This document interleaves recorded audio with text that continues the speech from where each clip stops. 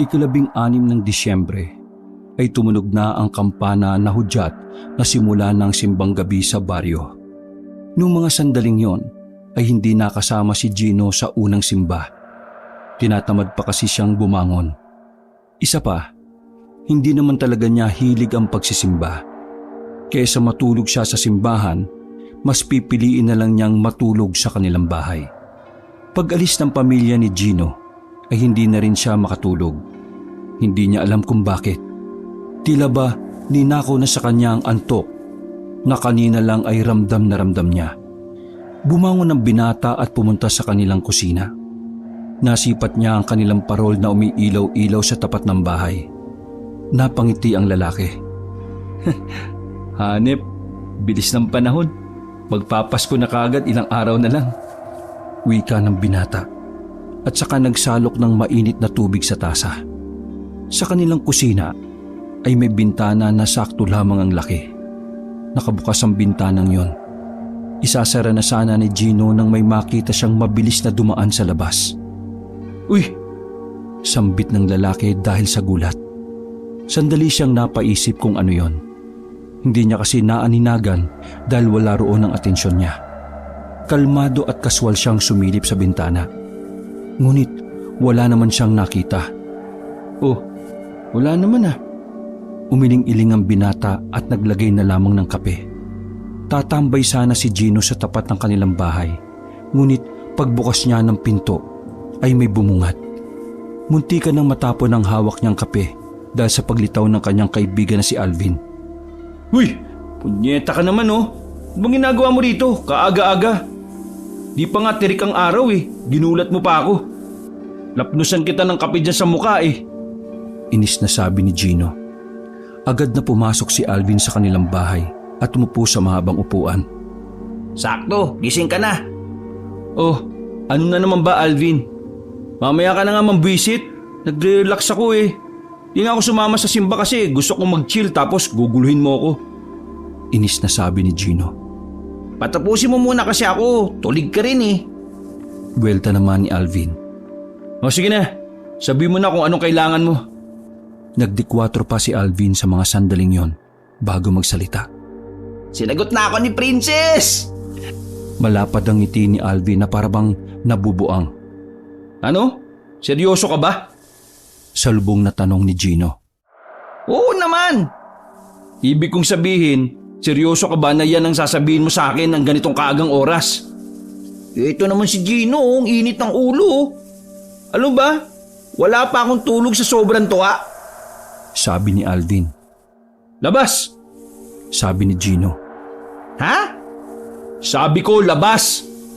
Binitiwan ni Gino ang kanyang hawak na tasa at hinila palabas ng bahay si Alvin. Oo, pare, sandali. Hindi naman yun nasasabihin ko eh. Si Bianca, patay na. Naihinto ni Gino ang pagsasara ng pinto nang marinig ang sinabing yon ni Alvin. Ano? Anong sabi mo? Si Bianca pare, yung ex mo, patay na. Actually, kaninang gabi lang, mga dakong 11:00 ng hating gabi, natagpuan yung katawan niya. Duguan siya. Ikaw gago ka, umayos ka ha. Kaaga-aga nagbibiro ka ng ganyan. Sabi ni Gino. Pare naman, sa tingin mo kaya kong magbiro ng ganun kasensitibong bagay? Pare, kalugar ko si Bianca, kaya alam ko kagad kung anong nangyayari sa kanya. Wala na si Bianca pre, patay na. Kung ayaw mong maniwala, punta tayo sa kanila para maabutan mong nag-iiyakan pa rin hanggang ngayon yung pamilya niya. Dagdag pa ni Alvin. Tila nanghina ang tuhod ni Gino noong mga sandaling yon. Nangihinayang siya dahil may balak pa naman siyang ligawan ulit ang babae sa darating na Pasko. Nagiwalay kasi sila noon dahil mas inuna nila ang kanilang pag-aaral. Kung kailan nakapagtapos na ang binata at planong ligawan muli ang babae, saka naman dumating ang pangit na balitang yon. Hindi totoo yan pare. Napapailing si Gino. Parang biglang gumuho ang mundo niya sa kanyang nalaman. Walang ano-ano ay tumakbo palabas ng bahay ang lalaki. Uy Gino, sandali! Hintay mo ko! Sigaw ni Alvin. Hindi nagdalawang isip si Gino na puntahan ang bahay ng babae sa kabilang barangay. Nang makarating siya roon, sa labas pa lang ay nakita na niya ang mga nag-iiyakang kamag-anak ng babaeng si Bianca. Napaupo na lamang si Gino sa gilid at nagsimulang humagulgol. Bakit si Bianca pa? Marami namang iba dyan na walang silbi sa mundo eh. Bakit hindi na lang yun ang namatay? Bakit si Bianca pa? Hinagod na lamang ni Alvin ang kaibigan. Lumipas sa mga sandali ay nahimasmasan at kumalma na rin si Gino. Dahil alas 5 pa lang naman ng umaga at bukas na ang paborito nilang kainan ng lugaw, dinala na muna ni Alvin si Gino roon. Alvin, may narinig ka bang pwedeng anggulo kung bakit pinatay si Bianca? May nakaaway ba siya? Tulala pa rin si Gino noong mga pagkakataong yon habang sila ay magkaharap sa lamesa. Ang pagkakarinig ko pre, sabi ng tatay ni Bianca, aswang daw ang pumatay kay Bianca. Pasintabi lang pre pero wakwak yung tiyan ng babae, yung ex mo. Kwento ni Alvin. Anong sabi mo? Aswang? Tila natauhan si Gino sa kanyang narinig. Isa kasi si Gino sa mga naniniwala na may aswang. Bata pa lamang siya ay nakakarinig na siya ng kwentong aswang mula sa kanyang lolo at lola. Hindi ko alam kung totoo yun pero yun ang pinaniniwalaan nila. Ayaw nilang paniwalaan ng mga pulis na hold up ang nangyari. Dagdag pa ni Alvin. Nagsarado ang kamao ni Gino noong mga sandaling yon at bigla siyang nagkaroon ng interes sa mga aswang. Noon pa lang kasi may munti ka nang nabiktima ang aswang sa kanilang barangay. Bakit pre? Naniniwala ka sa aswang? Biglang tanong ni Alvin, sabay higop sa lugaw. Oo, naniniwala ako na may aswang. Kaya kapag nalaman ko kung sino ang aswang dito, papatayin ko talaga. Ramdam ni Alvin ang pagkamuhi ni Gino sa mga aswang. Hindi na lamang kinontra ni Alvin ang paniniwala ng kanyang kaibigan. Nang sumapit ang alas 6, ay naghiwalay na rin sila ng landas. Bumalik si Gino ng kanilang bahay na bagsak ang mga balikat. Tulala at tila ba wala sa sarili. Napansin nga yun ng kanyang ina na si Maring. Ganon din ang ama nitong si Edwin. Hindi na nagtaka ang mag-asawa sa napunan nila sa anak. Maging sila rin kasi ay alam na ang mga nangyari sa babaeng si Bianca. Anak, nandito lang kami ng mama mo pati mga kapatid mo. Nandito lang sila. Dadamayan ka namin. Huwag kang mahihiyang umiyak Wika ni Edwin kay Gino habang hawak ang balikat nito. Wala nang luhang lumalabas sa mga mata ng binata. Ma, naniniwala ba kayo sa aswang? Tanong ni Gino. Bumuntong hininga si Edwin at sandaling tumingin sa asawa. Tinatanong mo ba yan kasi naniniwala ka na aswang ang pumatay kay Bianca? Wika ni Edwin at tinabihan ng anak sa upuan. Hindi nakapagsalita ang binata. Sa tuwing mababanggit ang pangalan ng babae ay nasasaktan siya. Sabi ni ina, totoo mga aswang. May isang aswang daw na babae noon na napalayas nila. Unang aswang daw yon dito sa buong probinsya ng Palawan. Pero hindi na raw nila yon nakita. Mula noon hanggang ngayon, wala naman nang namamataan na aswang. Pero malaki ang posibilidad na aswang ang pumatay kay Bianca. At kapag nalaman ko kung sino ang aswang dito, papatayin ko rin siya. Sabi ni Gino na nakasarado pa ang mga kamao. Anak, mamayang gabi na ang burol ni Bianca base sa kanyang tita. Puntahan na lang natin siya mamaya. Sabi naman ni Maring. Tumango na lamang si Gino. Wala na siyang lakas para makipag-usap pa. Pumunta na lamang siya sa itaas at pumasok sa kanyang kwarto. Nakatingin lamang siya sa kisame. Iniisip niya kung kakayanin niya bang makita ang dating nobya na nasa loob ng mahabang kahon. Nakatulog si Gino at hapon na siya nang magising. Unang pumasok sa isip niya ang babaeng si Bianca. Nagmamadali siyang nagbihis. Pagbaba niya ay hinihintay na pala siya ng kaibigang si Alvin. Pare, maagang ibinurol si Bianca. Tara, samahan na kita. Sabi ni Alvin. Tumango na lamang si Gino. Hindi pa karamihan ang tao sa burol noong dumating sila roon. Nang makita ni Gino ang puting ataol na pinaliligiran ng mga bulaklak, dito na muling bumagsak ang kanyang mga luha. Nanginginig ang kanyang kamay. Nangihina ang kanyang tuhod. Nagsisisi siya sa kanyang sarili. Na kung alam niya lang na mangyayari yon, hindi na sana niya pinatagal pa ang pinaplanong panliligaw. Dahan-dahang lumapit si Gino sa kabaong. Sinilip niya ang babae sa loob. Mas lalong nanikip ang dibdib ni Gino nang masilayan ang halos hindi na makilalang mukha ng babae. Marami itong tahi sa mukha. Parang paulit-ulit na hiniwa yon. Kawawa naman si Bianca, no? Kabata-bata pa lang pero namatay na kagad. Ang sabi raw inatake ng aswang. Ha? Inatake ng aswang? Bakit? Buntis ba si Bianca? Di ba kakagraduate lang niya sa college? Narindi si Gino sa mga naririnig niyang boses ng mga chismoso at chismosa. Hinarap niya ang mga yon at saka pinagsalitaan. Pwede ba? Sa ibang lugar na kayo gumawa ng chismis? Igalang niyo naman ng burol ni Bianca, oh. Mas nga kayo dito? Pasigaw na wika ni Gino sa mga yon. Dali-dali namang umalis sa mga chismoso at chismosa. Lumapit naman si Alvin kay Gino. Uy, gagi ka. Bisita ng nanay ni Bianca yun, no? Pabulong na sabi ni Alvin. Hindi na nagsalita pa si Gino.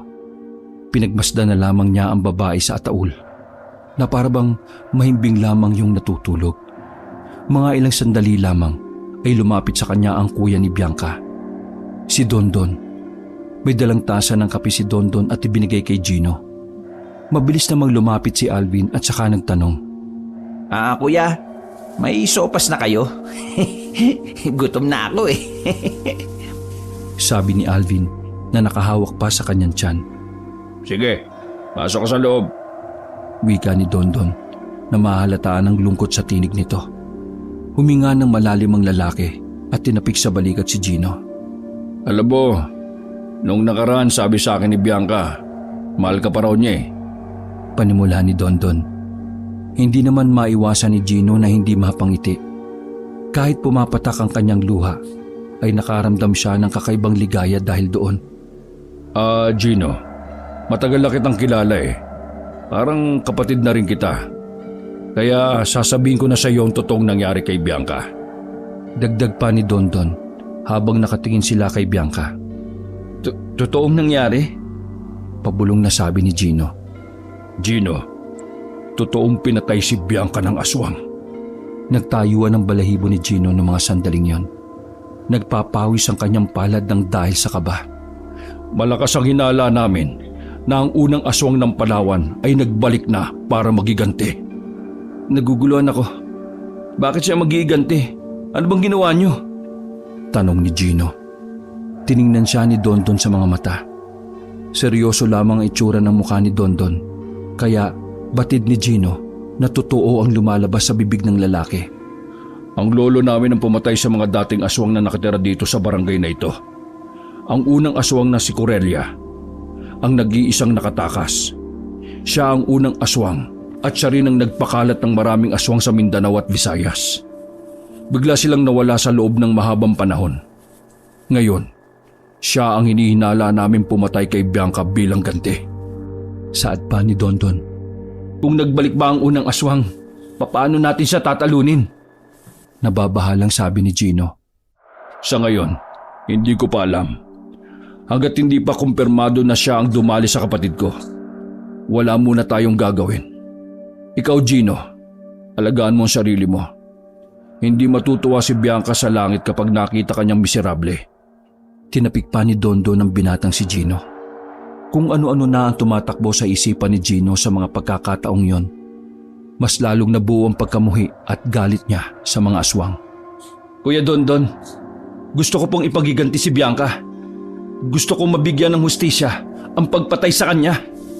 Sabi na lamang ni Gino.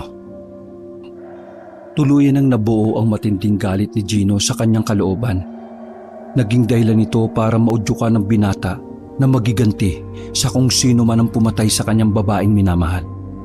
Sumapit ang gabi at nanatili lamang si Gino sa burulan. Kahit na paano ay gumaan ang kanyang pakiramdam dahil nakakausap niya ang pamilya ng babae. Naglalaro lamang sila ng barahan ng mga sandaling yon. Tumayo ang binata para makigamit ng banyo. Mag-iisang oras na kasi niyang pinipigilan ang kanyang pag-ihi. Pumunta siya sa likod bahay. Naroon kasi ang isa pang banyo. Nang makarating siya roon, ay napasuyod siya ng tingin sa paligid. Naalala niya kasi nang minsang may ginawa silang kababalaghan ni Bianca roon. Napangiti na lamang siya ng mga sandaling yon. Pagpasok niya sa banyo, ay may naramdaman siyang mabigat sa bubungan. Malabong pusa yon dahil nakikita niyang bumao ng paa sa bubong. Agad na napatigil ang lalaki sa pag-ihi. Sa pagmamadali ay muntikan pang maipit ng zipper ang kanyang alagang si Manoy. Maraan siyang lumabas ng banyo at tiningala ang bubungan. Nagulat siya nang makitang tila may tao roon sa itaas. Hindi niya lamang naaninagan ng maayos dahil sa dilim ng paligid. Sino yan? Tanong ni Gino. Dumating naman ang binatang si Dondon at naabutan siyang nakatingin sa bubungan. Anong problema? Kuya Dondon, may nakita akong tao dito kanina. Sabi ni Gino. Nagsalubong ang kilay ng lalaki. Sigurado ka ba? Inakyat pa ni Dondon ang bubungan gamit ang hagdanan. Ngunit wala itong nakita roon. Wala naman ah. Baka naman namamalikmata ka lang. Sabi ni Dondon na bahagyang natatawa pa. Napailing na lamang si Gino. Batid niya kasing ang kanyang nakita at naramdaman ay totoo. Ngunit nung mga sandaling yon, mas pinili na lamang niyang hindi yon pagtuunan ng pansin. Bumalik na lamang si Gino sa burulan. Nilibang na lamang niya ang sarili sa paglalaro ng baraha. Pagsapit ng 3:00 ng madaling araw, nagpaalam na rin sila para umuwi. Maraming salamat. Huwag ka mag-alala, Gino. Mabibigyan natin ng hustisya ang pagkawala ng kapatid ko. Wika ni Dondon, sabay tapik sa balikat ng binata. Tumangon na lamang si Gino. Naglakad na rin si Gino at Alvin paalis. Madilim na sa kanilang dinaraanan. Sira na rin kasi ang mga poste ng ilaw dun sa daan na yon. May iba tayo, pre.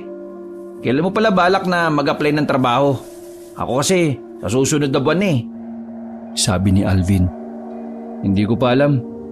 Hanggat hindi pa nabibigyan ng hustisya ang pagkamatay ni Bianca, hindi muna ako magtatrabaho. Ito lang ang aasikasuhin ko. Sabi ni Gino. Inakbayan ni Alvin ang kanyang kaibigan. Basta pre, kung anong may tutulong ko magsabi ka lang ha. Habang wala pa akong ginagawa pwede kitang samahan sa bagay na yan. Salamat Alvin. Pero sa tingin mo, taga rito lang din kaya yung aswang na pumatay kay Bianca? Napabagal ang paglalakad ni Alvin sa tanong na yon ni Gino. Alam mo pre, hindi ko masasagot kaagad yan eh. Ang hirap magbintang at magturo ngayon. At saka, paano ba malalaman kung aswang yung isang tao? Ang sabi sa akin ni Kuya Dondon, marami daw paraan eh. Isa na rito yung pagkulo daw ng langis. Kapag kumulo yung langis, ibig sabihin may aswang sa paligid. Pwede ring ipwesto mo ang ulo mo sa pagitan ng binti mo kapag kaharap mo yung mga pinaghihinalaan mong aswang. Kapag sa paningin mo nakabaliktad sila, aswang yun. Paliwanag ni Gino. Ipopwesto yung ulo sa pagitan ng binti? Titiwarik ba? Natatawang tanong ni Alvin. Oo, parang ganun. Biglang huminto si Alvin at tumarang sa harapan ng kaibigan. Ginawa nito ang sinabi ni Gino. Oh, anong ginagawa mo? Tanong ni Gino na salubong ang kilay. Tinitingnan ko kung aswang ka.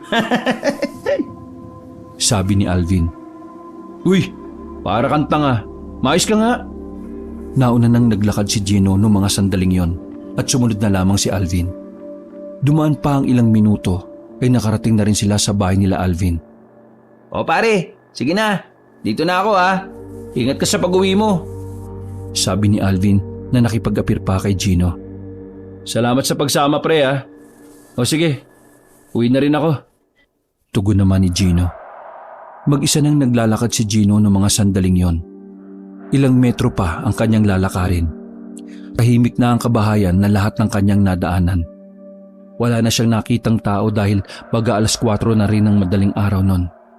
Habang abala sa paglalakad, ay may naramdaman si Gino na parabang may sumusunod sa kanya. Huminto siya at pasimpleng tumingin sa paligid. Sa bandang kaliwa ay nakita niyang gumagalaw ang makakapal na dahon. Kinapaan niya ang nail cutter sa bulsa at inilitaw ang maliit na talim. Marahan siyang lumapit doon. Nang halos 2 dipa na lang ang distansya niya, bigla na lang may lumabas na itim na pusa. Ngumiyo pa sa kanya ang pusa na parabang nagugutom. Ay, naku naman. Pinakaba mo naman ako, Mingming. Pasensya ka na ha. Wala akong dalang pagkain eh. Sa lamay nga lang ako nagapunan eh. Sa iba ka na lang humingi. Sabi ni Gino at nagpatuloy na rin sa paglalakad. Nanatili na lamang ang pusa sa kinatatayuan nito. Nakatingin kay Gino ang pusa habang siya ay papalayo. Kinabukasan, tirik na ang araw ng magising ang binata. Umalis ang kanyang mga magulang noong umagang iyon.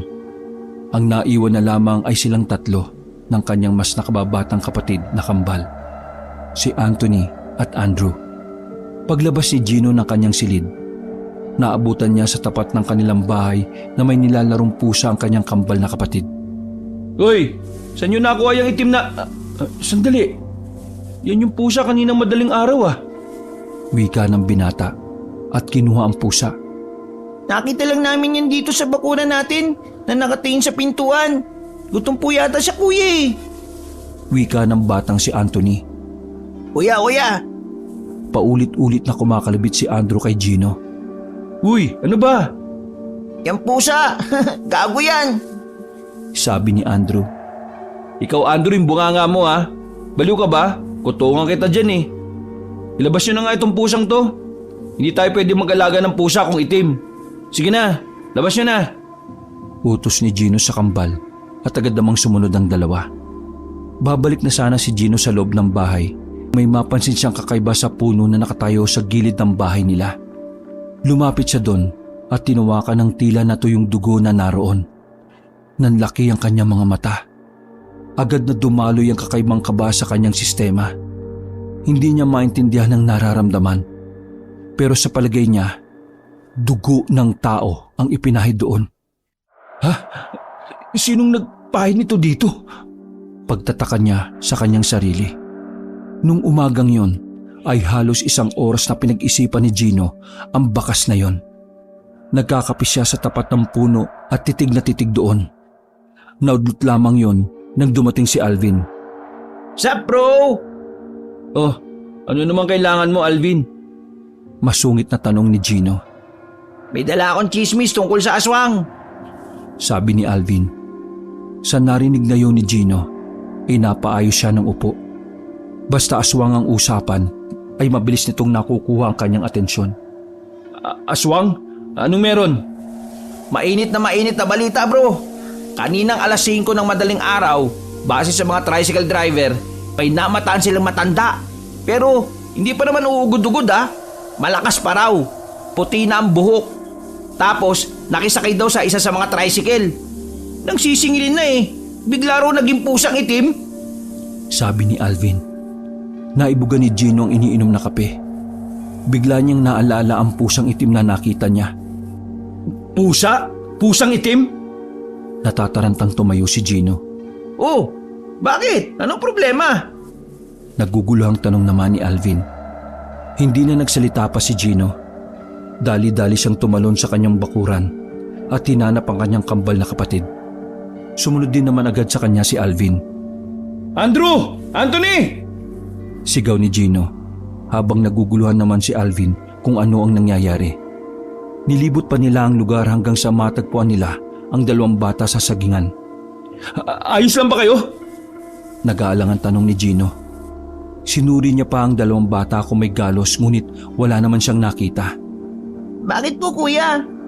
Tanong ni Anthony. Nasaan yung pusa? Naligaw niyo na ba? Hinahanap ni Gino ang pusa sa paligid ngunit wala na siyang makita. Wala na po, umalis na. Pero may matanda po na lumapit sa amin at nagpasalamat. Maputi yung buhok pero malakas pa siya. Nakangiti pa ang batang si Anthony. Pare, parang tugma yata yung sinasabi ng mga tricycle driver sa sinasabi ng kapatid mo. Ibig sabihin, Nagtindigan ng mga balahibo ni Gino ng mga sandaling yon. Tara na, uwi na tayo. Hinawakan niya ang kamay ng kambal. Nagmamadali silang makauwi sa bahay. Sakto naman na naroon na ang kanilang mga magulang. Sandaling tumambay muna si Gino at Alvin sa labas.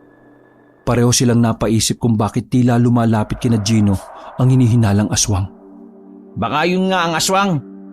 Sabi ni Alvin na napahawak pa sa kanyang baba. Pero bakit siya lumalapit sa amin? Wala naman kaming kasalanan sa kanya. Sila Kuya Dondon ang meron. Sabi naman ni Gino. Kahit na anong gawin ni Gino kakaisip, wala naman siyang makitang dahilan para aswangin sila. Kaya gulong-gulo ang kalooban ng binata. Kinagabihan, nag-ipit na si Gino ng bala ng baril sa kanyang tagiliran. Base kasi sa tatay ni Alvin, mabisang pangontra yon sa mga aswang. Nakabili na rin sila ng langis na nanggaling pa sa bayan.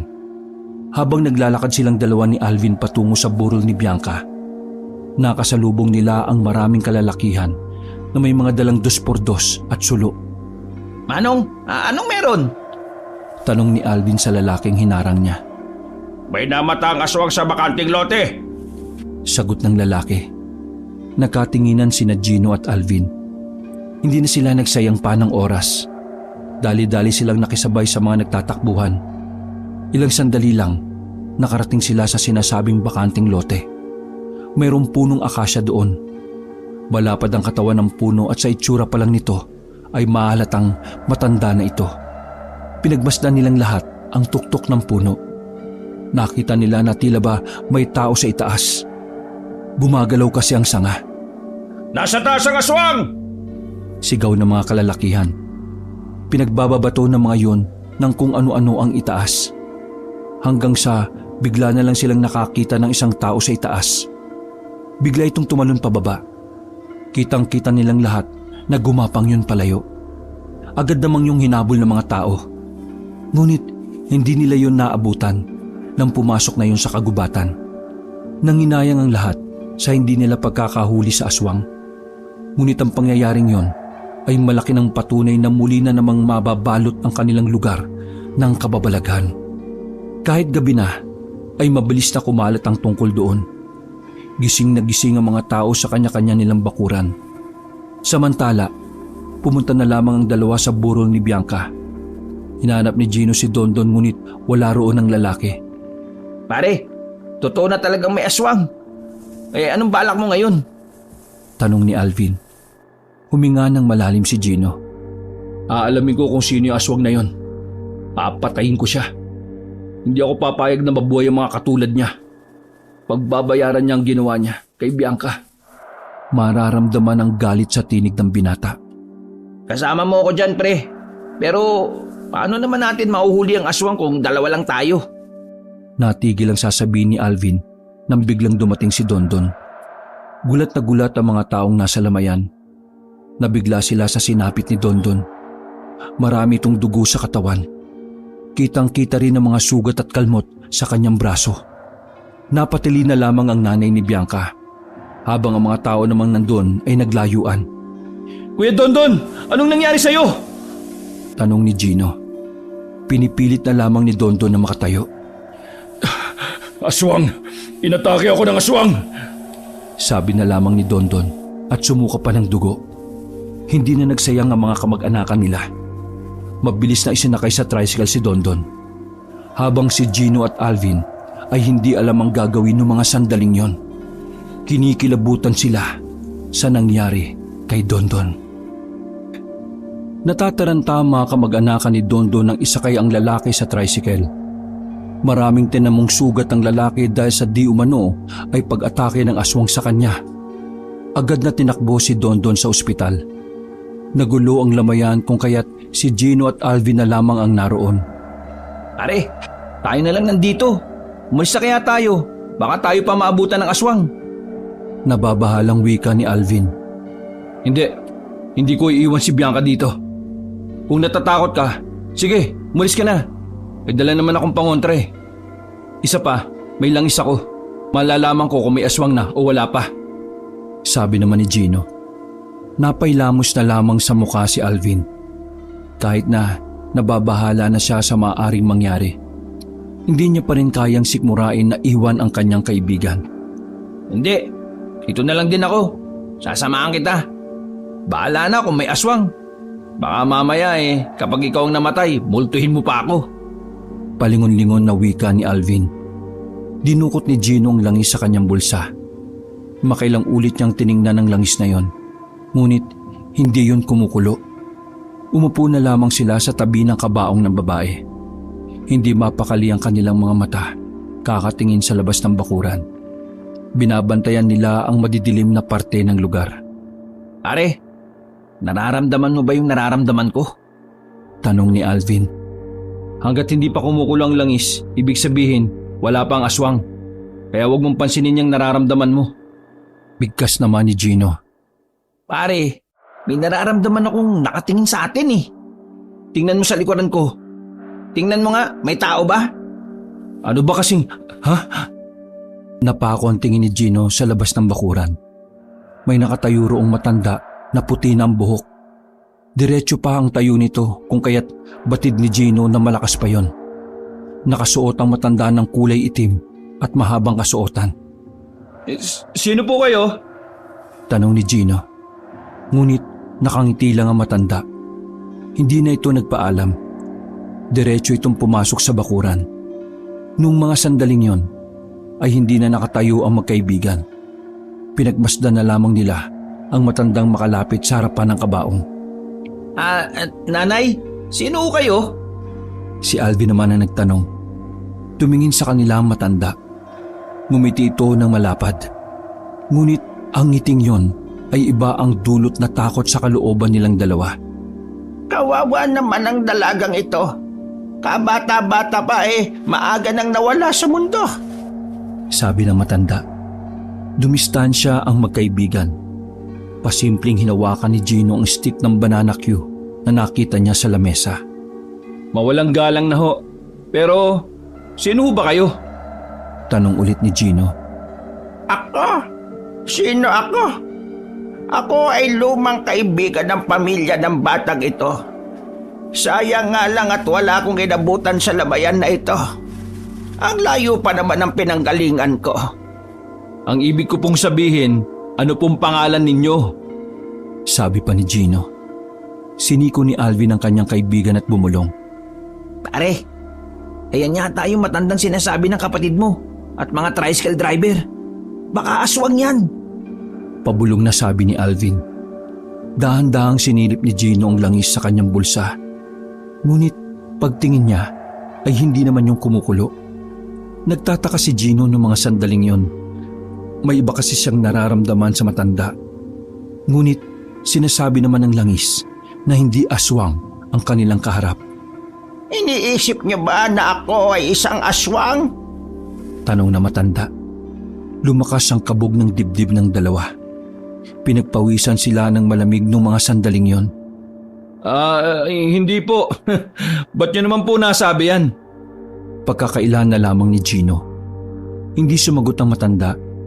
Hinaplos ng matanda ang salamin ng kabaong ni Bianca at saka nagsalita. Sa susunod, kuya mo naman ang dadalawin ko rito. Sabi na lamang na matanda. Napahigpit ang hawak ni Gino sa stick. Nagdadalawang isip siya kung itatarak niya ba yun sa matanda. Ngunit masyado siyang pinapangunahan ng takot. Kaya wala na siyang nagawa nang makalabas na ng bakuran yon. Hindi kumbinsido si Gino sa sinasabi ng langis. Kung kaya't inilagay niya ang kanyang ulo sa pagitan ng kanyang magkabilang binti. Tumuwad siya. Tiningnan niya ang papalayong matanda. Laking gulat niya nang humarap yon. Sa pagkakataon na yon, nakita niya na iba ang mukha ng matanda. Nakakatakot at mahaba pa ang dila. Ay, hayop! Tanging sambit ni Gino. Bakit pre? Aswang ba siya? Nauutal na sabi ni Alvin. Oo, aswang siya! Sabi ni Gino at mababakas ang takot sa mukha nito. Hinayaan lang nilang makaalis sa matandang yon. Nanatili sila sa burol ni Bianca hanggang sa sumapit na ang umaga. Sa puntong yon ay nakabalik na ang pamilya ni Bianca. Nagdesisyon silang dalawa na umuwi na lang muna sa kanya-kanya nilang bahay. O paano? Dito na ako Dalawin na lang natin si Kuya Dondon kapag pwede na. Sabi ni Alvin at pumasok na rin yun sa bakuran nila. Nagmamadaling umuwi si Gino sa kanila para ikwento ang lahat ng nangyari. Ngunit pagdating niya sa bahay, naabutan niyang tulala ang kanyang ina. Parang takot naman ang kanyang kambal na kapatid.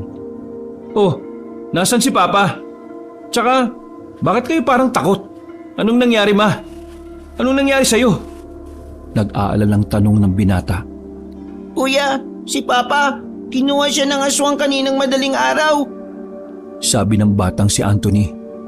Gago yung aswang. Yung matanda kuya, aswang siya. Pinila niya ang papa natin. Sabi naman ni Andrew. Napamura si Gino. Stress na siya sa mga nangyayari. Parang hindi na natigil ang mga masasamang kaganapan sa buhay niya mula nang mawala si Bianca. Bantayan niyo si Mama. Pupunta ako sa barangay at magpapatulong ako. Sabi ni Gino sa kambal at tumango lamang ang mga yon. Tumakbo ang binata patungo sa kanilang barangay. Kaso pagdating niya ay maraming tao. Hindi lang pala sila ang naperwisyo ng nasabing aswang. Lahat ng naroon ay nirereklamo ang mabangis na nilalang na yon. Nawala ng pag-asa si Gino. Palagay niya ay hindi siya maasikaso doon sa dami ng mga kapareho niyang reklamo. Binalikan na lamang niya ang kanyang kapatid na kambal. Kalmado ang kanyang nanay na si Aling Maring sa puntong yon. Mahimbing ang tulog naming lahat kagabi. Madaling araw na bulabog kami nang sumigaw si Edwin, ang papa mo. Pagtingin namin sa bintana, naroon na yung matanda. Tama, matanda siya. Bigla siyang pumasok. Si papa mo, yun lang ang hinila niya palabas ng bahay. Pumalag naman ang papa mo. Kaso, kinaladkad na siya papunta sa dilim.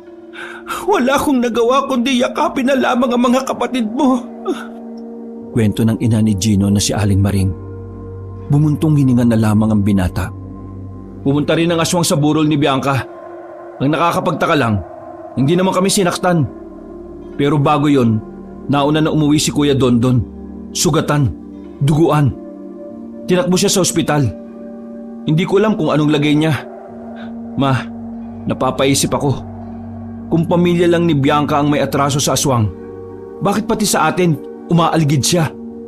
May hindi ba kayo sinasabi sa akin? May kasalanan din ba ang pamilya natin sa aswang na yun? Tanong ng binata. Naging aligaga ang mata ni Aling Maring. Napansin naman yun ni Gino. Inakala niya na nagkaroon ng matinding trauma ang kanyang ina, kung kaya't hindi niya na lamang ito pinilit na sumagot. Huwag ka mag-alala, Ma. Nararamdaman kong ligtas si Papa. Makakabalik siya rito ng buhay. Niyakap na lamang ni Gino ang kanyang ina. Nang umaga na yon, ay pinilit ni Gino na alisin ang negatibong aura sa kanilang bahay. Nagluto na lamang siya ng makakain at nilaro niya ang dalawang kapatid. Pinagpahinga niya muna si Aling Maring sa lahat ng gawain. Ngunit sa kaloob-looban ni Gino ay hindi siya mapakali. Habang lumilipas ang oras na wala ang kanyang ama, mas lumalaki ang tsansa na baka napahamak na ito. Oh, bakit nandito ka? Tanong ni Gino nung makitang nasa pintuan si Alvin. Halika muna, may sasabihin ako sa'yo. Mahinang sabi ni Alvin. Lumabas kaagad ng bahay si Gino at sa bakuran kinausap ang lalaki. Pare, tingnan mo itong larawan na ito. Inabot ni Alvin ang isang lumang larawan na sa palagay ni Gino ay panahon pa yun ng mga Hapon. Sandali. Kamukha nitong isang babae, yung matanda ah. Tama ba ako? Wika ni Gino. Tumpak pare! Oh, tapos, sino itong mga nandito? Itong nakakbay sa matandang aswang? Ewan ko Gino, kung sino yung lalaki na yan. Pero itong lalaki at babae sa kaliwa, ayan yata yung lolo at lola ni Kuya Dondon at Bianca. Alam mo, palagay ko, dating magkakakilala sila eh. Tapos nang malaman ng lolo nila Bianca na aswang itong isang to, pinatay niya. Sabi ni Alvin. Baliw, di ba nga hindi napatay ng lolo ni Kuya Dondon yung matanda kasi nakatakas? Ang sabi, yung ibang aswang lang ang napatay. Bali, pinagiganti niya yung mga kasama niya. Paliwanag naman ni Gino. Ay, hirap isipin. Sakit sa ulo. Teka Alvin, saan mo pala ito nakuha? Napadaan kasi ako sa burulan ni Bianca. Nakita ko yung nanay niya na may tinapon ng mga gamot sa drum. Sumabo itong larawan papunta sa harapan ko kaya kinuha ko. Kwento ni Alvin. Habang nag-uusap sila, ay hindi nila namamalayan na nasa likuran na pala nila ang nanay ni Gino. Oh, ma, akala ko ba nagpapahinga kayo? Tanong ni Gino. Kaninong larawan yan? Patingin nga. Sabi ng ginang. Binigay naman ng binata ang larawan sa ina. Nang makita ni Aling Maring ang nasa larawan, ay nanlaki ang mga mata nito. Ma, anong problema? Nakikilala mo ba sila? Tanong ni Gino, sabay lapit sa ina. Ha? Hindi ko sila kilala. O sige, matutulog na ako. Nagmamadaling umalis ang ginang at pumasok na rin sa loob. Naninibago si Gino sa kilos ng kanyang ina. Iniintindi na lamang niya dahil alam ng binata na apektado pa rin ito sa pagkabihag ng kanyang ama. O pre, ano bang nangyari kay Aling Maring? Okay lang ba siya? Nag-aalalang tanong ni Alvin. Ewan ko ba? Nagkaganyan siya kasi si Papa. Dinukot ng aswang kaninang madaling araw. Pagkasabing yun ni Gino ay nagulat si Alvin. Ano? Dinukot si Tito Edwin? Oo pre, kaya nga hindi ko rin alam ang gagawin ko eh. Sinusubukan kong kumalma para makapag-isip ako ng maayos. Pero wala, blanko ang utak ko. Umiling ang binata at walang ganang umupo sa nakatumbang katawan ng puno. Sino kaya yung lokong aswang na yun, no? Wala nang dumating yan dito sa barangay natin eh. Nagkagulo-gulo yung tao. Pagkatapos ng pag-uusap na yon, ay pinili ni Alvin na tumambay na lang muna kina Gino. Tinulungan ito si Gino sa mga gawaing bahay para lang kasi kahit papaano kumalma ang kanyang ina. Noong mga sandaling yon, tila ba takot pa rin ang ginang si Aling Maring. Pre, salamat ah. Hindi mo naman dapat ito ginagawa eh, pero nandito ka. Wika ni Gino. Ikaw talaga, drama mo naman pre. Siyempre, kaibigan kita eh. Hindi kita pwedeng hayaan sa problema mo. Baka mamaya pagkalat mo yung sikreto ko eh. Natatawang sabi ni Alvin. Ha? Anong sikreto? Yung hindi ka patuloy. Oo, ang iingay mo naman eh. Tukmol ka talaga. Baka mamaya may makarinig eh. Tinakpan pa ni Alvin ang bibig ni Gino. Pareho na lang silang natawa. Yun ang unang tawa ni Gino para sa araw na yon. Ngunit nawala na agad ang ngiti niya nang matanaw na paparating ang kanyang ama. Ha? Si Papa? Sambit ni Gino at napatingin din si Alvin. May kasamang dalawang lalaki ang kanyang amang si Edwin. Bagay na ipinagtaka ni Gino. Dahil ang pagkakaalam niya, kinuha si Edwin ng aswang. Papa? Tawag niya kay Edwin. Ngunit diretso lang itong pumasok sa bakuran. Sinabi ko naman sa iyo, Edwin eh. Kung tinapos na natin siya noon pa, eh di wala na tayong problema ngayon. Sabi ng isang lalaki na mas matanda kay Edwin. Saka lamang nakilala ni Gino ang lalaking yon. Si Jaime, ang kanyang tiyuhin. At ang isa namang kasama ng kanyang ama ay tiyuhin niya rin, si Alfonso. Hindi maintindihan ni Gino kung ano ang pinag-uusapan ng mga yon. Basta ang alam lamang ni Gino, nung mga sandaling yon ay meron siyang hindi nalalaman. Kung noon palang tinapos na natin si Mama, eh di sana wala na tayong problema ngayon. Rinig ni Gino na sabi ng kanyang tiyuhin na si Jaime. Naririnig mo ba ang sarili mo? Nanay natin yon. Kahit na ano pa siya, nanay pa rin natin siya kahit na anong mangyari.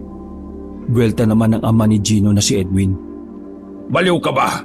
Hindi normal si Mama. Alam natin pareho yan noon pa man. Kita mo nga, muntikan ka nang mapahamak. Kung hindi ka nga namin nailigtas ni Alfonso, malamang sa malamang wala ka na.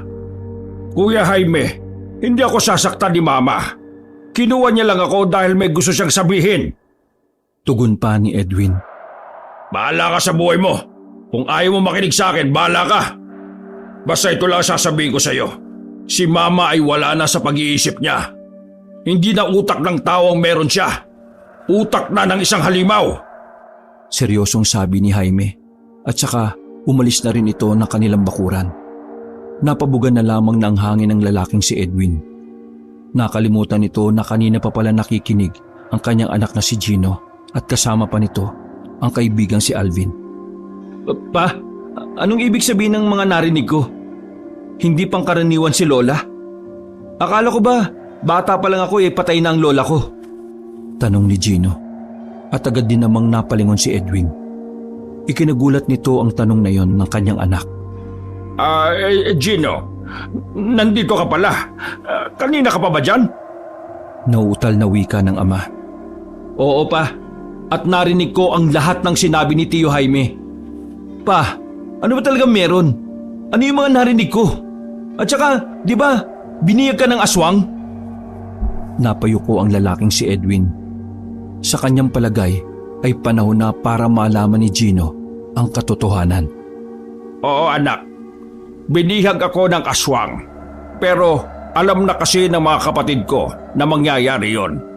Kaya pinuntahan nila ako sa lugar kung saan madalas namamalagi ang aswang. Nailigtas nila ako. Madali nila akong nabawi sa aswang kasi ang lola mo ang aswang. Siya ang aswang na nanggugulo ngayon. Biglang uminit ang mukha ni Gino. Sandali siyang natameme sa kanyang narinig. Dahil sa gulat ay muling lumakas ang kanyang kaba. Ayaw niya sanang maniwala sa sinabi ng kanyang ama. Ngunit ang maiyak-iyak at nababahalang mukha ng kanyang tatay ay siyang nagpatunay ng katotohanan. Seryoso ka ba pa? Gino, anak, ang lola mo ang sinasabing unang aswang dito sa Palawan. Ang lola mo ang sinasabing unang aswang dito sa Palawan. Kaming magkakapatid lang ang nakakalam nun at ang tatay namin. Siya si Corelia. Kalokohan! Puro kalokohan yung sinasabi nyo. Paano magiging si Lola ang unang aswang? Di ba sinabi mo na matagal na siyang patay? At saka, wala naman tayong lahing aswang ah! Pagpupumilit pa ni Gino. Wala tayong lahing aswang. Oo, tama ka. Kahit ang lola Corella mo ay simple at normal na tao lang siya noon. Pero nayanggaw siya ng dating nobyo ng lola ni Dondon. Yun ang dahilan kung bakit galit na galit ang lola mo sa kanila. Kasi kung di dahil sa lola ni Dondon, hindi naman magiging aswang ang lola mo. Mula noon ay gumawa ang lola mo ng paraan para magparami. Siya ang nagdulot ng kaguluhan dito noon bago pa siya mapuksa. Aswang si Lola kung ganun? Tapos wala ka man lang sinasabi sa akin? Nagpanggap ka na walang alam? Paano mo natisang isipin na wala lang ang lahat ng yun?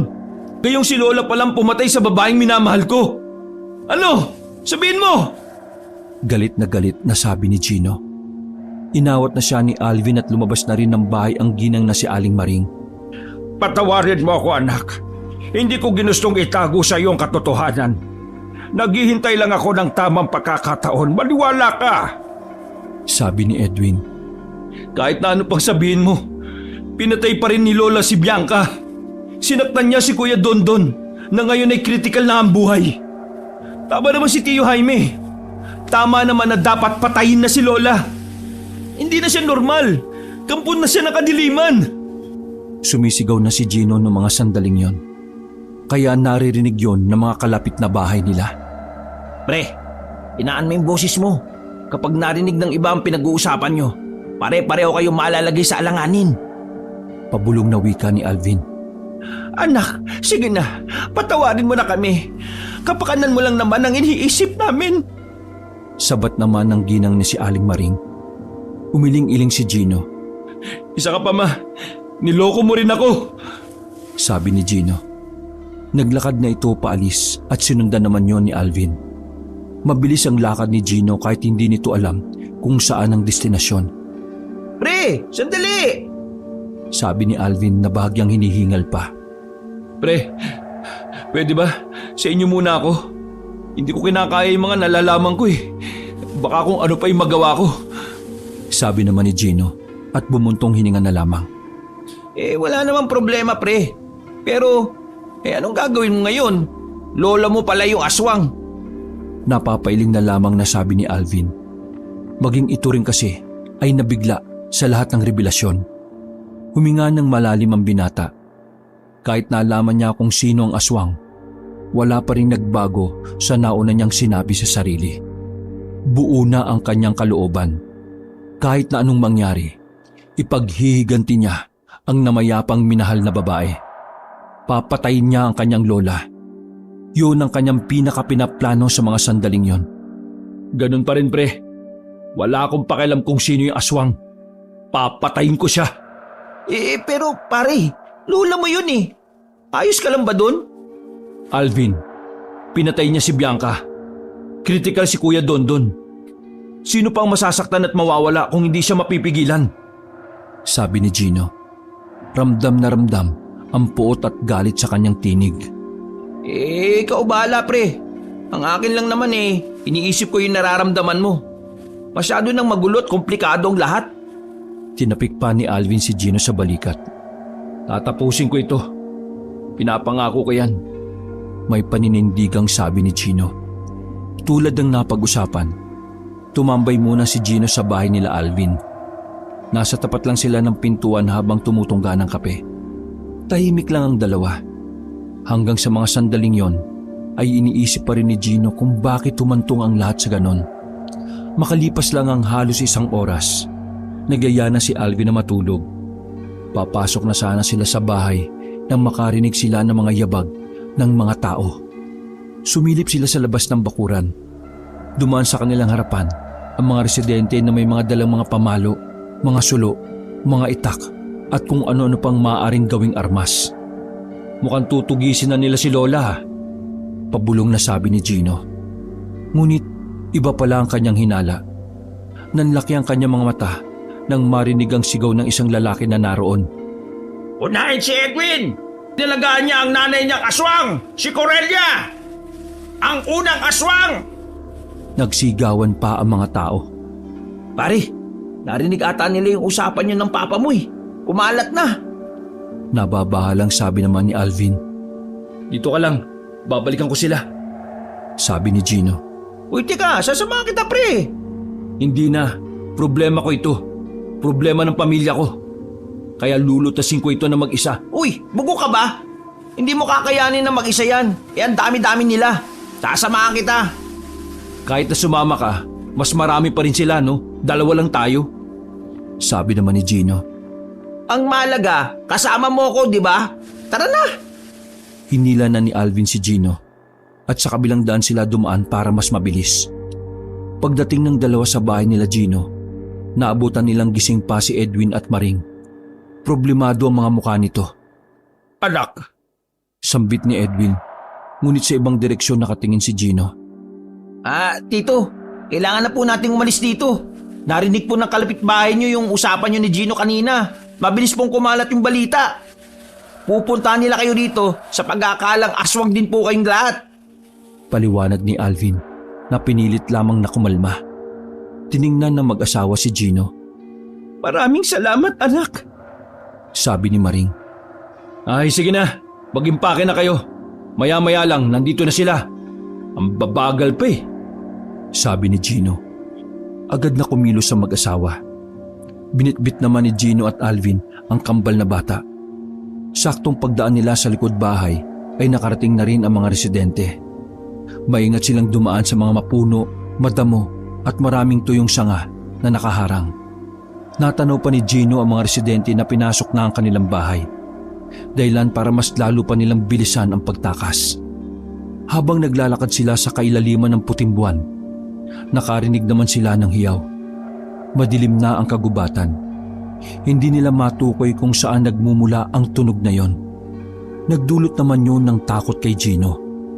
Kahit na alam niya na lola niya ang aswang, nasa isip niya pa rin na baka pati siya ay saktan nito. Dahil para sa kanya, iisa lang ang takbo ng utak ng mga aswang. Yun ay ang kumain at pumatay ng tao. Pansamantala silang huminto nang hingalin ang lalaking si Edwin. Pa, ma, pumunta na lang tayo kina Tio Jaime. Ligtas kayo ron. Sabi ni Gino na palingon-lingon pa sa kanilang pinanggalingan. Ibinaba nito saglit ang batang si Andrew. Paano ka? Tanong ni Edwin. Magpapaiwan ako. Hahanapin ko pa ang aswang. Hindi ako papayag na makapambiktima pa siya. Sabi ni Gino na hindi man lang nagdalawang isip. Bumuntong hininga na lamang si Edwin. Hindi na niya kinontra pa ang binata sa kung ano ang gusto nitong gawin. Sige, mag-iingat ka anak. Gawin mo kung ano ang tama. Sabi naman ni Edwin. Matapos magpahinga, ay nauna nang umalis ang mga magulang ni Gino kasamang dalawang bata.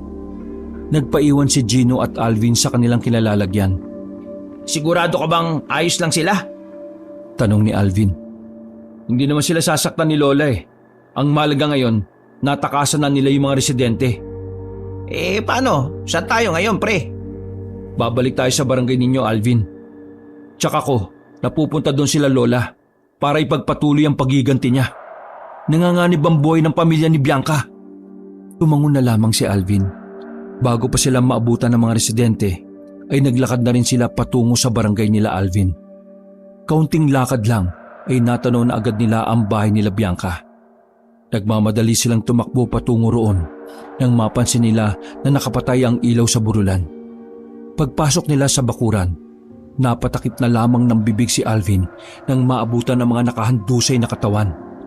Nakatumba na rin ng bahagya ang kabaong ni Bianca. Agad naman nilang inayos yon.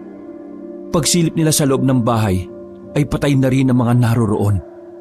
Nagtayuan ang kanilang mga balahibo nang marinig na tila may tao pa sa loob. Madilim ang bahay, kaya kinapaka pa muna ni Gino ang pindutan ng ilaw. Nang magliwanag ang bahay, nakita niya ang isang matanda na palabas na sana ng bintana. Aurelia! Tawag ni Gino.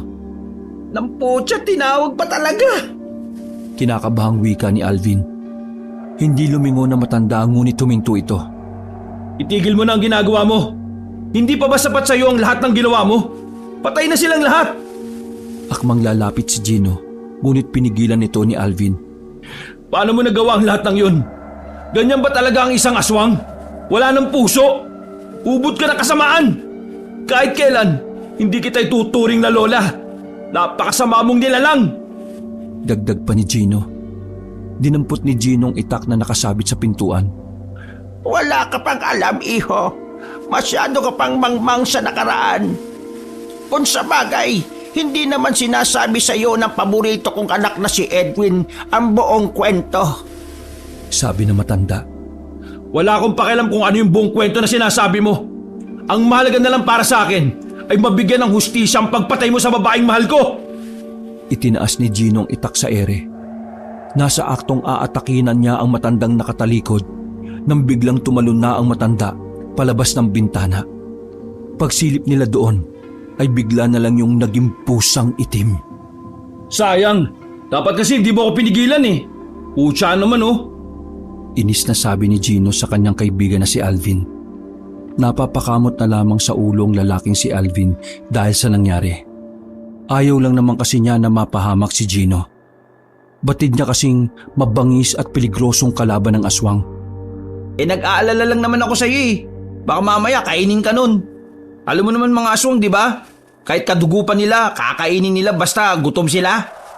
Buwelta naman ni Alvin. Napasipa na lamang si Gino sa sahig dahil sa kanyang inis. Napatingin sila sa ibaba nang mapagtanto nila na bangkay pala ng tao ang nasipa ng binata. Parang dimang to. Patay na nga, sinisipa mo pa. Wika ni Alvin na bakas ang kilabot sa boses. Pero walang pakialam doon si Gino. Tanging ang galit lamang niya sa aswang ang iniisip niya.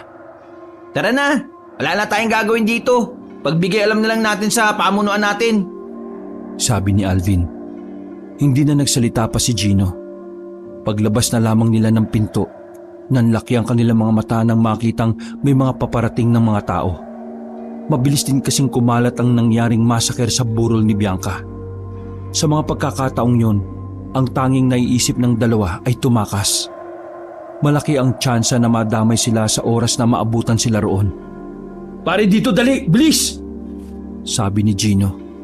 Dali-dali silang dumaan sa bintana. Hindi na sila nagsayang ng oras at umalis na rin silang dalawa. Habang naglalakad sa gilid ng kalsada, ay napatigil si Gino sa paglalakad. Bigla kasing sumagi sa isipan niya ang lalaking si Dondon. Kinabahan si Gino nang maisip na baka yun na ang isunod ng kanyang lola na aswang. Si Kuya Dondon. Nasa panganib ng buhay ni Kuya Dondon. Anong gagawin natin? Pupunta tayo sa bayan? Tanong ni Alvin. Oo, kailangan ni Kuya Dondon ng kasama. Kasi kung hindi, baka isunod siya ni Lola. Siya na lang kasi ang natitirang buhay sa pamilya nila eh. Gino naman, gabing-gabi na oh. Paano tayo makakarating ng bayan kung wala naman tayo masasakyan? Anong gusto mo? Hayaan na lang natin siyang mapatay ng lola kong salot? Napailamos na lamang si Gino ng kanyang mukha. Tensyonado na naman siya dahil sa mga posibleng mangyari. Ubalma ka nga. Kapag iniisip mo yan, mangyayari talaga yan eh. Sabi na lamang ni Alvin. Ngunit nung mga sandaling yon ay hindi talaga matahimik ang kalooban ni Gino. Binilisan niya ang paglalakad para makarating agad siya ng sakayan. Ngunit pagdating nila doon ay wala ng mga nakapilang tricycle. Hindi rin naman siya makabalik sa kanilang barangay dahil sa banta ng mga residente. Malas naman buhay to oh. Kung kailan kailangan na masasakyan, saka pa sila nawala. Nagmamaktol na wika ni Gino. Pare naman, anong oras na ba kasi? Pambira ka talaga oh. Palakad-lakad lang si Gino sa harapan ni Alvin. Pilit itong nag-iisip ng paraan. Mga ilang sandali lamang, may napadaan na truck ng mga gulay.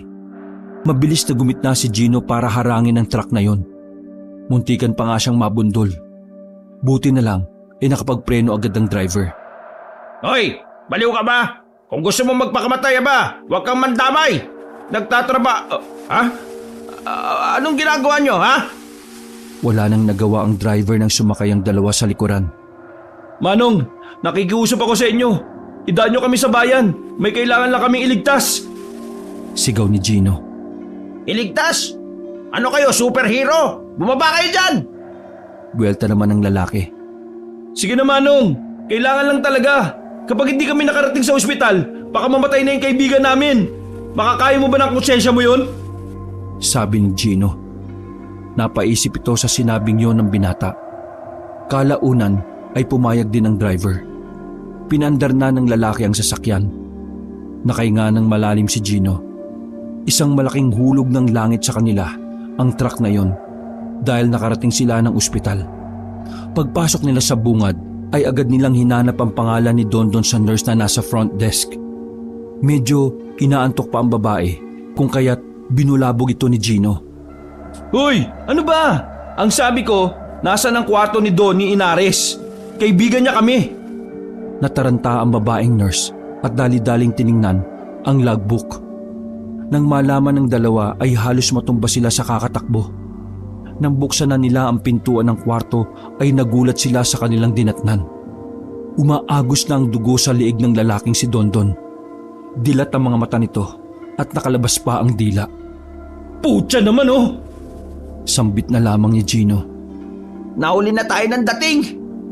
Dismayadong sabi na lamang ni Alvin. Lumapit si Gino sa may bintana. Nakita niya sa ibaba ang matandang si Corelia. Nakatingin lamang ito sa kanya ng seryoso habang may bakas pa ng dugo sa bibig. Nagmamadaling tumakbo si Gino palabas ng ospital, dala ang maliit na kutsilyo. Pagpunta niya sa kinaroroonan ng matanda, ay pusa na lamang na itim ang kanyang inabutan. Hinabol niya yon, ngunit masyadong mabilis ang itim na pusa, kung kaya't nakarating agad yon sa masukal na parte ng gubat. Samantala, napagpasyahan na lamang ni Gino at Alvin na bumalik na lamang sa kanilang barangay. Mabuti na lang din at meron pang mga tricycle sa tapat ng ospital. Madaling araw na nang nakabalik sila sa barangay nila Gino. Sinubukan ng binata na bumalik sa kanilang bahay. Nasa labas pa lamang sila ay natatanaw na ni Gino na tila may tao sa loob. Napansin kasi nilang dalawa na merong nagbukas ng ilaw. Alvin, akin ang posporo at gas mo. Nadala mo ba? Tanong ni Gino habang nakatayo sila sa tapat. Nagmamadaling kinuha ni Alvin ang mga nabanggit na gamit sa kanyang bag na kanina pa niya daladala. Lumapit sila sa bahay at pagkasilip nila sa loob, nakita nila ang matanda doon. Hawak-hawak nito ang larawan ng kanyang amang si Edwin. Ang lakas din naman ng loob mo no, na magpunta pa rito? Sabi ni Gino. Pre, kalma ka lang. Kapag ikaw pinatulan niyan, tanggal ang ulo mo. Wika naman ni Alvin. Humarap sa kanila ang matanda at ngumiti. Maaliwala sa mukha na matanda. Wala na ang bakas ng dugo sa bibig nito. Ang laki-laki mo na. Naaalala ko pa dati. Maliit ka pa noong tinutulungan kitang maglakad. Ikaw pala ang anak ni Edwin at Maring noon. Sayang at hindi ko naabutang sanggol ang mga kambal. Pero masaya ako kasi ikaw ang naabutan ko, Gino. Patawarin mo ko kung pinatay ko ang babaeng pinakamamahal mo. Pero sana maintindihan mo na ang lahat ng iyon ay ginawa ko para... Kahit ano pa ang sabihin mo, hindi ako maniniwala sa'yo at hindi ko yan maintindihan. Mamamatay tao ka. Yun lang yun. Wala nang magandang palusot o katwiran sa pagpatay ng isang tao na wala namang kinalaman sa nakaraan yung alitan. Ngumiti ng mapait na matanda. Nagtaka si Gino, kaya nakaramdam siya lalo ng galit. Iho, masyado pang mangmangang kaisipan mo sa lahat ng nangyari. Kasalanan ko rin naman kasi ibang kwento ang sinabi ko sa iyong papa. Kaya iba rin ang kwentong sinabi niya sa iyo na malayo sa tunay kong dinanas. Naglakad ang matanda at pumunta sa harapan ng bintana. Kung gusto mo akong patayin, hindi kita pipigilan, iho. Pero sana bago mo yung gawin, pakinggan mo muna ang tunay na nangyari. Sinenyasan ni Alvin si Gino para hintayin ang sasabihin ng matandang si Corelia. Hindi totoong aswang ang iba kong kamag-anak noon. Lahat sila ay normal na tao lamang. Malaki ang pagkakautang namin sa pamilya ni Belen, ang lola ng kaibigan mo. Dahil wala kaming pambayad noon, naapilitan akong manilbihan sa kanila. Isang gabing dumating ang mga nakaputing lalaki. Mga dayuhan sila galing sa Amerika. Mga doktor na bihasa. Bigla nila akong kinuha para pag-eksperimentuhan. Kaso, itong si Belen ay may ginawang kakaiba. Meron siyang ipinakain sa akin na pagkain. Hindi ko alam kung ano yon. Basta kinaumagahan, iba na ang pakiramdam ko. Nanlalamig na ako. Nagugutom at natatakam ako sa hilaw na karne. Kalaunan, nalaman ko na naging aswang na ako. Nagalit ang mga kamag-anakan ko nang nalaman nila yon.